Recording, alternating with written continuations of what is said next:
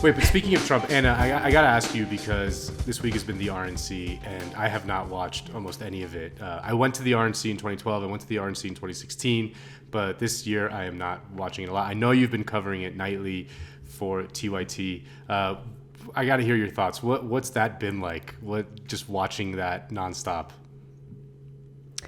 Well, okay, so let me just be clear in that I did not watch the RNC nonstop. There was pressure to cover. So our programming director at TYT is super considerate of hosts and how burnt out we get. So she did a really good job in ensuring that none of us had to cover the entire event. The same went for the DNC, by the way. So I only covered one night of the RNC. That was the only night where I actually watched the full, thing. And it was Wednesday night. It was pretty terrifying, to be honest with you. And I say terrifying because Republicans know how to message. Republicans know how to hit their political opponents where it hurts. There was a lot of messaging about how Joe Biden's this great empathetic person. And honestly, I don't know how much that kind of message is going to resonate, especially when people are really feeling the economic burden of the inaction by our congressional politicians, right?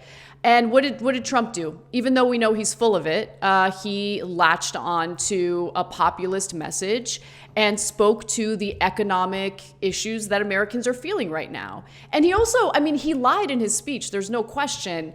One of the things he lied about, one of the many things he lied about, was in regard to his executive orders, which intended to lower prescription drug costs. And guess what? He signed that executive order and literally did nothing. The drug prices haven't come down. The pharmaceutical companies are like, yeah, F off, we're not doing that. And Trump hasn't held them accountable. It was all about the theatrics of signing that executive order, which then gave him the ability to brag about it during his RNC speech. But again, the proof is in the pudding, and the pudding is crap. So yeah. There's really nothing done for Americans to improve their lives. But I don't know. Politics really is about marketing and messaging. And unfortunately, the worst party is better at it. Yeah.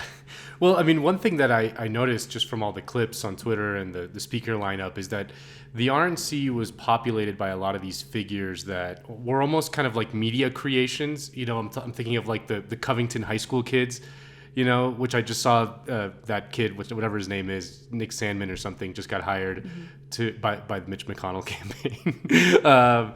But like these, and then like the guys in, the couple that stood in front of their house with the guns and all that stuff, like they're almost like media creations that then become kind of flashpoints in the culture war, and Republicans really latch onto them. And it's kind of that dynamic being played over and over again. And I reckon that you're right, that is probably better marketing than the Democrats trotting out Colin Powell and John Kasich, two people who like nobody cares about anymore. Like nobody cares about. Like literally, like not a single voter cares about those two people. Well, some people do care, but they care in a way that I think the Biden campaign is, completely overlooking and not considering.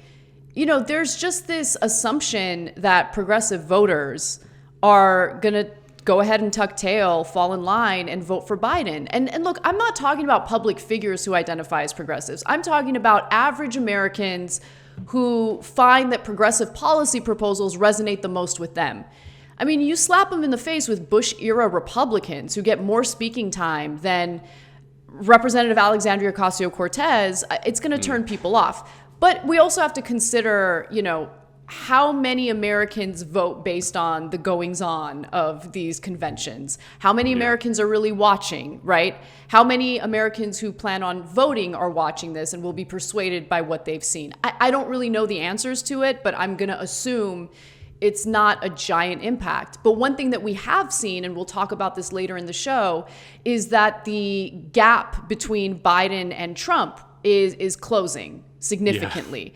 Biden was leading in the double digits in some of these swing states, and Trump was able to close that gap, and that's terrifying. So despite what moderate Democrats think, they do not have this in the bag, and I see them making a lot of the same mistakes that they did in 2016.